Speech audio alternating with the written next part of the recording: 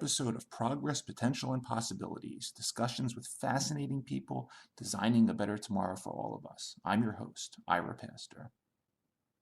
Welcome, everybody, again to another episode of our show with another really fascinating guest today, helping to make a better tomorrow on many different fronts. And today we have the honor of being joined by Dr. Jean Hebert, who is a professor in the Department of Genetics, as well as in the Dominic P. Pepura Department of Neuroscience at Albert Einstein College of Medicine. Additionally, he's also the author of a fascinating book called Replacing Aging, which ultimately goes into detail and describes how the field of regenerative medicine and regenerative biology will help beat aging. It's available on Amazon. And with his Ph.D. in genetics from University of California, San Francisco, Dr. Hebert in his current lab has a variety of projects, basically fall into two unique groups.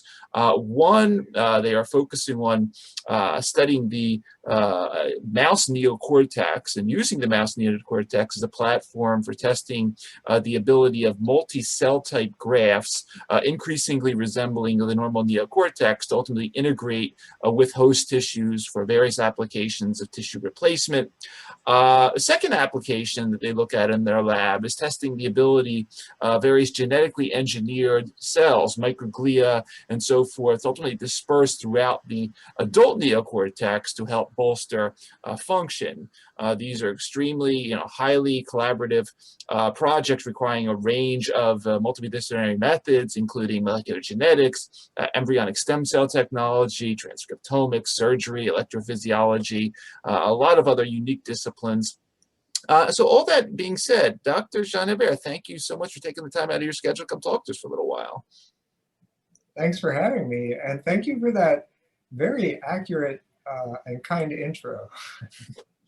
My pleasure. And as so we were chatting before the show. You are definitely working on the bleeding edge of things there, and it's a really exciting set of projects. I'm really looking forward to talking with you about them. John, I'd love to start off like we typically do, just by really handing you the floor for a little bit to talk about you, a little bit about your background, everything from where you grew up, when you first got interested in science, ultimately when you got interested in genetics, and a little bit of the early days that led you into this fascinating scientific domain. I think that'd be a great way to start things off. Sure, yeah. I don't know if I was a weird kid, but I felt like my interest might have been a little different, because I knew at a very young age, that I wanted to be a molecular biologist, even before I knew the word existed, molecular biologist.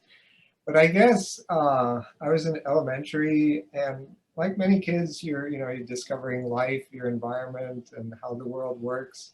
And I realized that we get old, we age, we succumb to disease, we're flawed, and eventually we die. And I'm like, what? This is not good. So right away I thought, look, I think we're essentially machines, so there must be a way around this. So already at that young age, I was interested in science and understanding how we're made as living beings. And so, I focused on studying that even on my own outside of school, in high school, and then college. And then, of course, decided to do my PhD. And at the time, I chose genetics because, I thought DNA and genes are what encode life. So that's a good place to start, right? So if you want to change how biological machines are made, that's where you start. And so I got my PhD in genetics, and that was great. But then I realized, there's only so much you can do with genetics. I mean, it's unless you want to re-engineer whole genomes, and there are people out there who want to do that, and good for them. But it seemed to be easier to me to actually work at the cellular level. We are made of molecules, including DNA, but really we function more at a cellular level. So to me, it made more sense to think about fixing us at that level. And so I started working also during my PhD on embryonic stem cells because their potential to give rise to every cell of the body. And if you're going to make any changes to how we're made, that's also a good place to start. But then I realized it's very complicated because every part of our body is made of lots of different cell types that function differently, express different sets of genes. So this is much bigger than I could handle. So I then focused, after I got my PhD, on what I consider to be the most important tissue of our bodies, and I hope you would agree. That's the neocortex. Yep. That's the part of our body we use for our highest cognitive functions. It houses our long-term memories.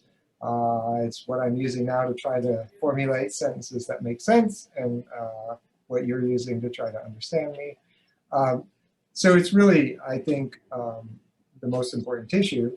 And so I figured, let's try to understand how that tissue develops when we're at a very young age, the fetal age and early postnatal age, how it normally forms, because if we understand that, then we can reform it to repair damage or even potentially reverse the damage caused by age. And so that's what I've been working on. And so, for many years, we were just studying how that tissue is formed. But now that I head my own group, we've completely transitioned, as you described in the intro, to using that knowledge that we and hundreds of other labs in the field had generated in terms of how the neocortex develops. Use that information to come up with reasonable strategies for trying to replace damaged or degenerating tissue, brain tissue, in the adult. And that's where we're at, and that's what we're actively working on now. Outstanding. And John, when like look through your materials and sort of read your lab website, and you talk about some of your core goals, and a very interesting word pops up. It's very interesting to me, cytoarchitecture. And I've always been fascinated as I've listened to other talks of yours. You sort of in an age where there's a lot of what I'll refer to as fractionation and reductionism in all aspects of sort of the biotech space. You really take a rather holistic approach to looking at these tissues that, this, as you say, this neocortex inside the skull here, it's not just a neuron or a glial cell, but there's really complex combinations of neurons and glia and various vasculature and so forth. You've read this recent paper, donor-derived vasculature required to support neocortical cell grafts after a stroke, where, you talk about the importance of really understanding the complexity of this tissue, that cells are great, but you really have to understand, how to put stuff together with a cytoarchitecture.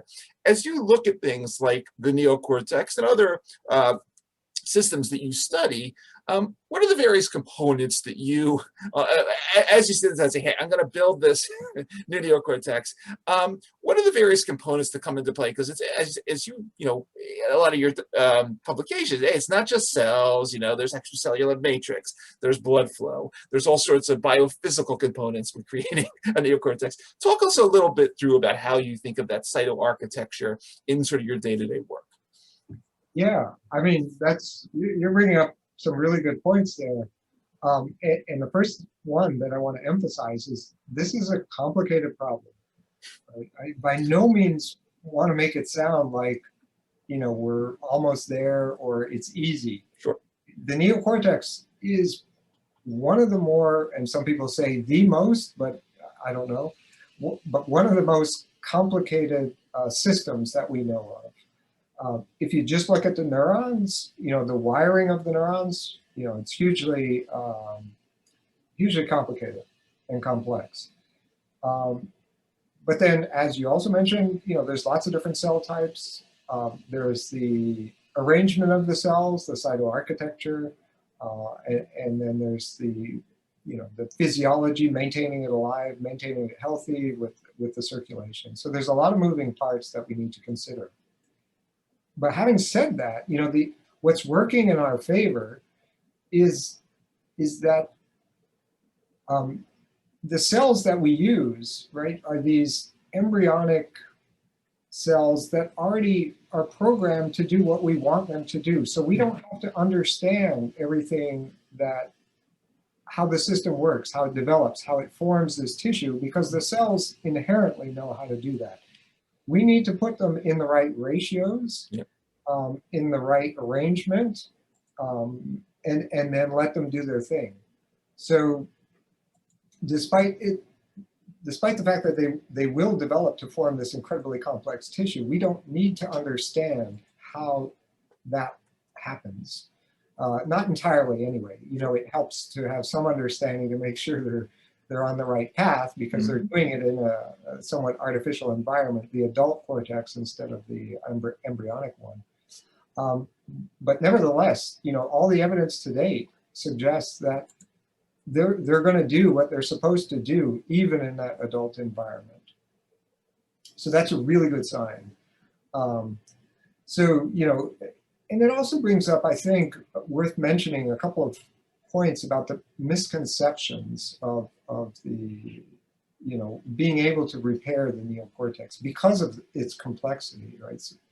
So I've heard a lot that, oh, you have to, you know, understand how it works and understand how it's formed in order to repair it. And certainly that understanding helps guide us, as I mentioned, but you don't need to fully understand it. And you know, I think there's growing evidence that that's the case. So we have some preliminary data that we're working on that's, you know, available as a preprint on bioRxiv, for example. But there are many other labs that have shown this as well, that you get fairly normal projections and connections, both input connections to your transplanted neurons, as well as the output connections that they give to other parts of the brain. They seem to be remarkably normal in these transplants. So that's a very good sign. The other misconception that I think is worth mentioning here is that, you know, especially for replacing neurodegenerative diseases or aging, is that you have to rewire the brain exactly like it's wired now for it to be you, to still be you. And that's maybe the biggest misconception, because that's really not how our neocortex works. It's a very plastic substrate that's always changing over time. It's alive. It's not like this static recording device like, you know, we're familiar with in terms of memory devices. We think it works like that, but really it doesn't. It's much more plastic. It's very much dependent on the need you impose on it. So whatever you're doing, whatever interests you, whatever you're working on, whatever you're trying to remember, the neocortex will devote more space to that over time. So it's very plastic. And this is well established for decades now in the field of neuroscience. And but I think it's also important to point out, because we, you know, it puts it in the realm of doable. All we need to do is provide tissues that can sustain function well enough to provide useful behavior to the individual. We don't have to rewire it exactly like it is now for it to be still us, you know. So yeah, those are some of the things we think about. And we're taking baby steps towards, like you said, putting all the components together, the right cell types, the vasculature. You know, we can go more in detail on that if you like, but yeah. Yeah, no, it's funny you bring up these misconceptions, and I have a couple of notes actually on these. I was going to talk about them, and I just want to just go into that because Sure. you know, the first one, which, you know, yeah, obviously you understand a lot better than I do, but I think you hit this one spot on about not having to understand everything. Obviously, this brain and your brain and everyone else that's listening to this, yeah, they all formed, and, you know, there was it didn't require, you know, billions of inputs to do that. There was a generative process and very simple changes along that way, you know, guide Yeah, there a wasn't lot a of team this. of engineers that put it together. It just Exactly. did it on its own. Exactly, which kind of flies in the face when a lot of people in this space like to talk about sort of, no, it's just a machine. Well, not exactly. And you know, there was you had a paper recently, it was back in March in the Journal of Neuroscience. This one was entitled "Enriched Environment Promoting Adult Hippocampal Neurogenesis to Fibroblastic Growth Factor Receptors." And I thought this was a really elegant sort of demonstration of the, sort of that first misconception we're talking about, how, you know, here's a really unique growth factor, a set of family of growth factors that does quite a bit of things. You know, it's retasked along the way as development happens, different organs and so forth, and it has a multitude of roles. Talk just a little bit about this. Obviously, you don't have to give a whole lecture on this particular paper, but this particular concept of how some of these growth factors are very important in, as you say, enriching the environment to sort of guide what's happening in the production of this new neocortex. At the same time, some of the things you're learning on that front, as it applies to some of your other work in terms of delivering these bioactive substances, whether they're for regeneration or other needs for therapeutic purposes. Yeah, so that work is actually closed the chapter on our research of, you know, using primarily a genetic-based approach to regeneration. And it really stemmed from an interest in adult stem cells. We hear a lot about adult neural stem cells in the brain and their potential for regeneration. And so we were interested in that for a long time as well, and explored that as a way of you know, repairing the brain when it's damaged. But there's limitations to that, you know, despite how we can manipulate them and make them do good things in the adult brain with, like, FGF receptor activity, as you mentioned. But, you know, one of the major limitations is they're very restricted in their location.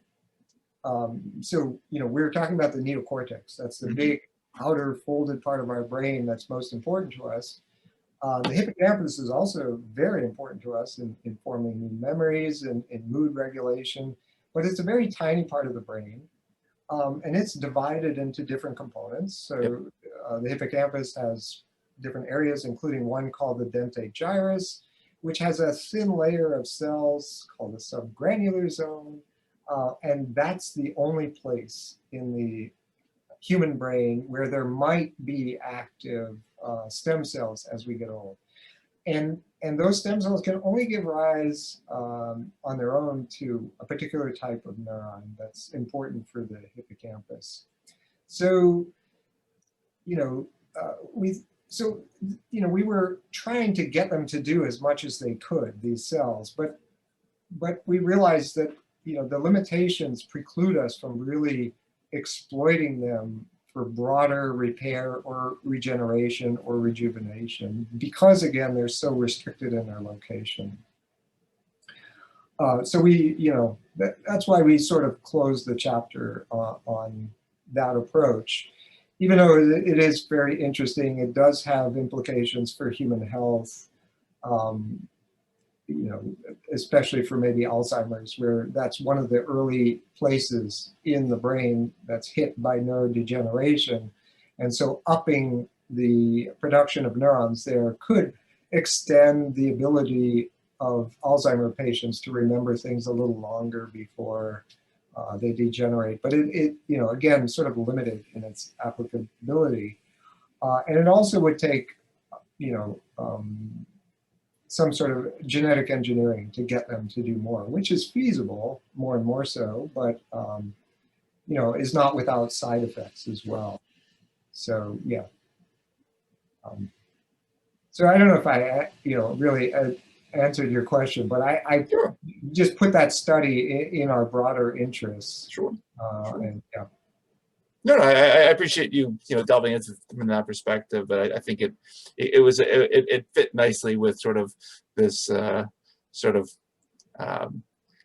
this concept that you were mentioning about sort of understand the ability to understand the whole doesn't always necessitate you having to know every detail of how it gets put together. And I think that's important in sort of the big story here, because you know, the other thing, and obviously we're getting to your book now, but you know, I've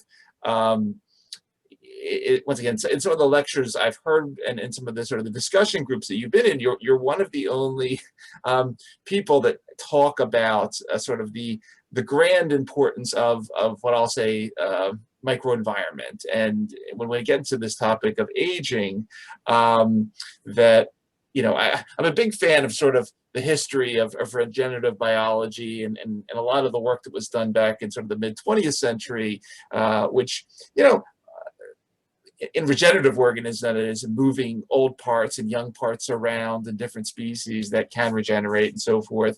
And sort of the underlying, you know, theme there was you can put a lot of young stuff into old organisms, but it doesn't do as well as older stuff going into young organisms and so forth.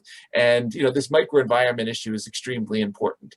And you talk about this, but that, you know, you have to. This is why, in your particular concepts and strategies of replacement, it's not just about the cells, because cells very easily can be retasked by an old microenvironment.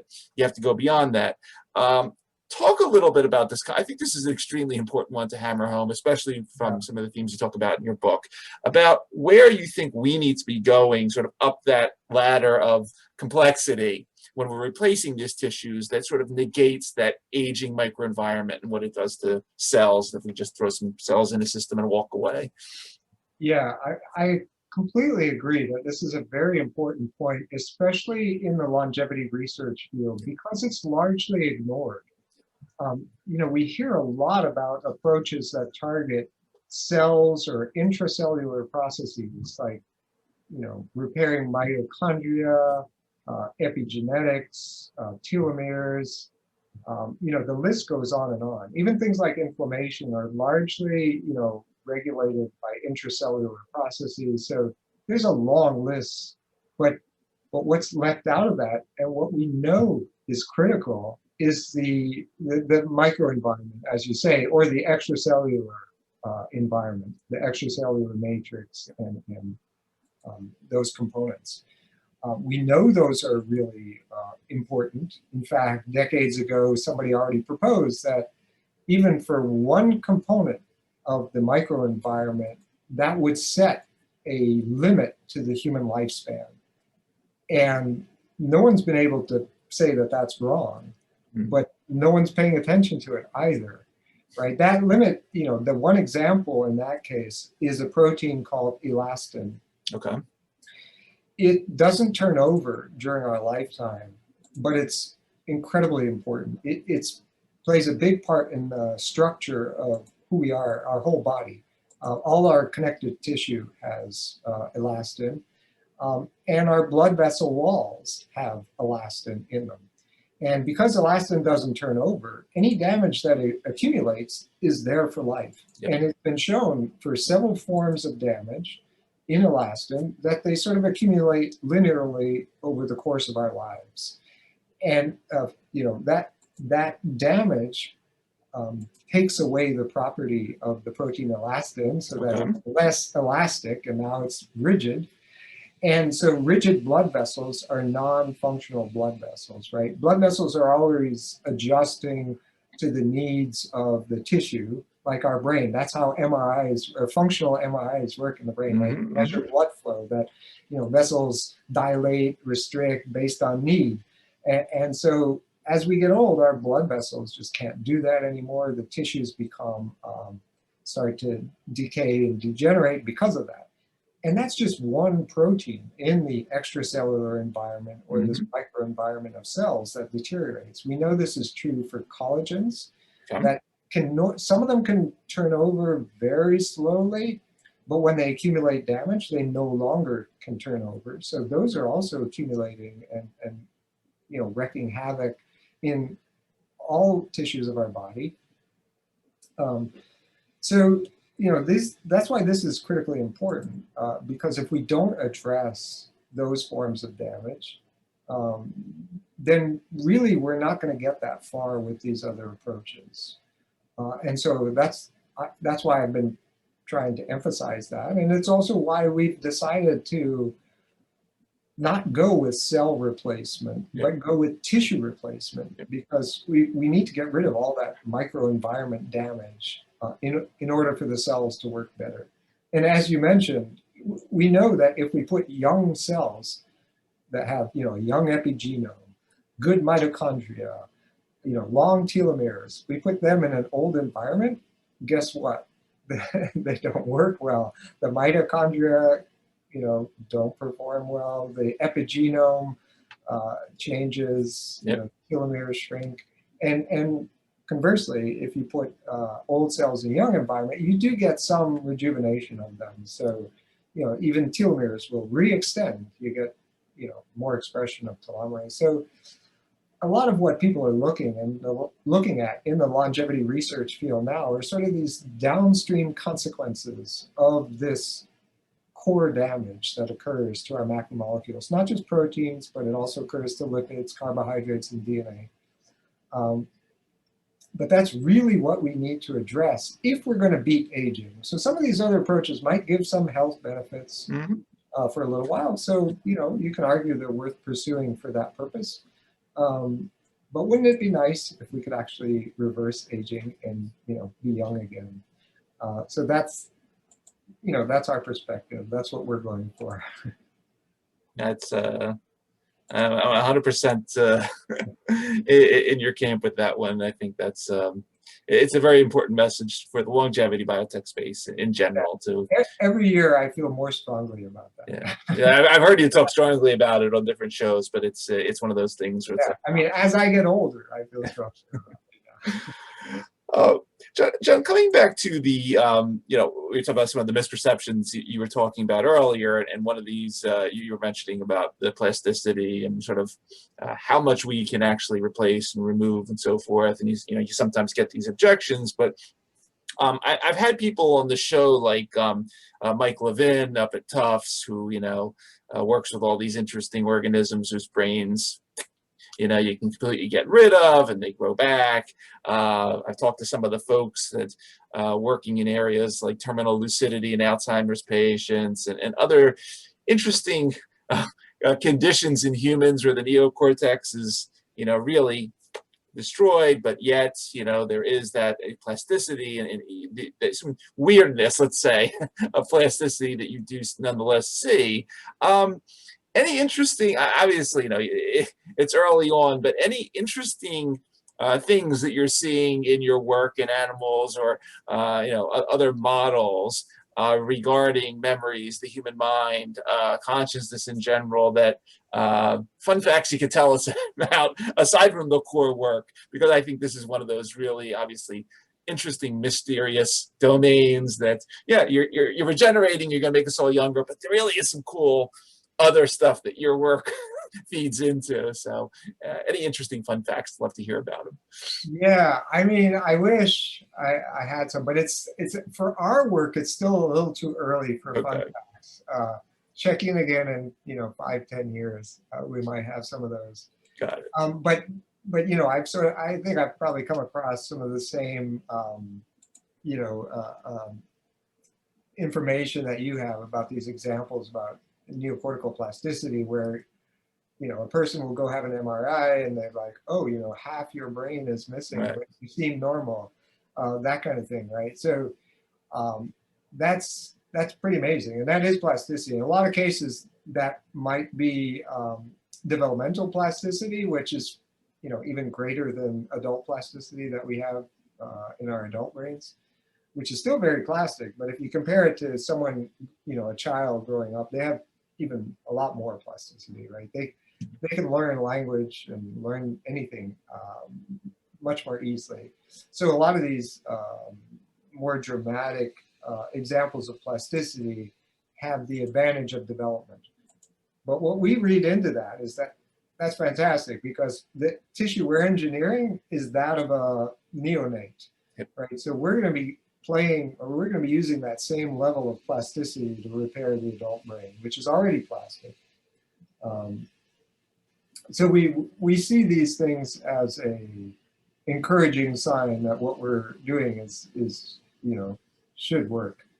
And I didn't give examples of adult plasticity, but and I do in all my talks. Mm-hmm. So I can maybe mention a couple here. Sure. One is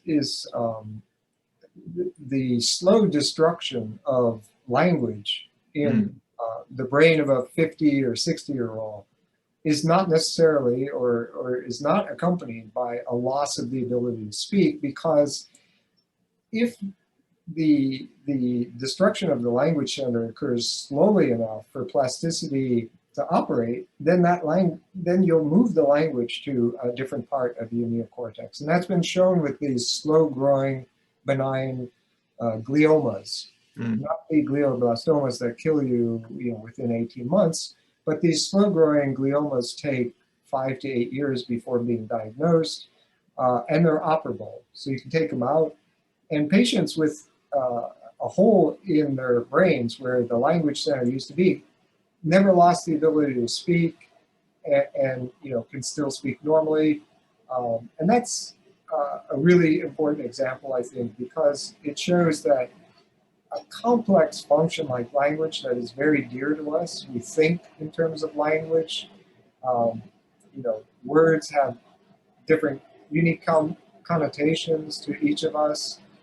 So being able to move that important function to a new substrate over time is an important foundation for what we're doing in providing new tissue and expecting important functions as we need them, as we use them, to move to those new substrates.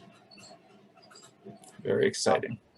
And yeah, another example is in high-performing elderly individuals who we consider sharp and capable of independent living.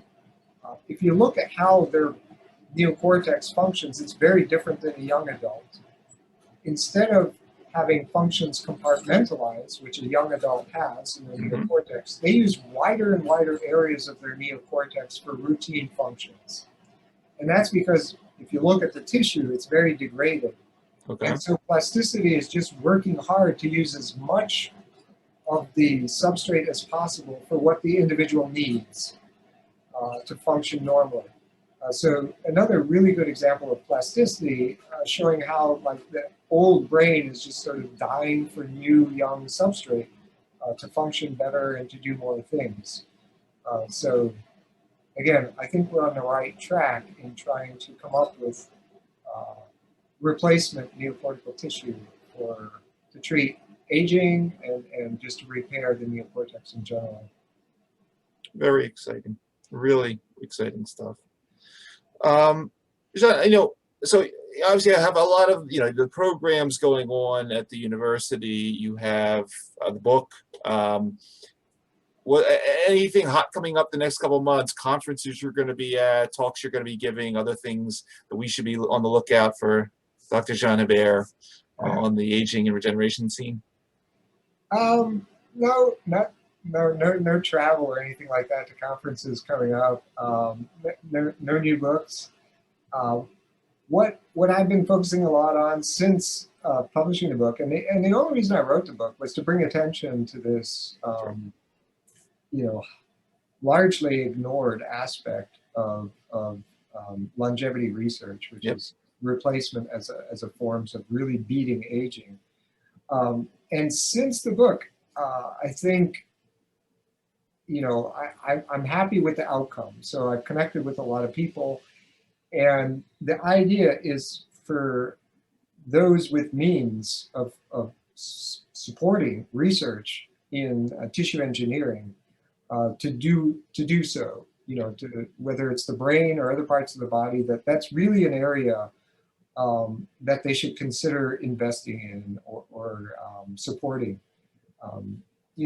As opposed to a lot of these other longevity areas where, you're not going to get so much bang for your buck, I think.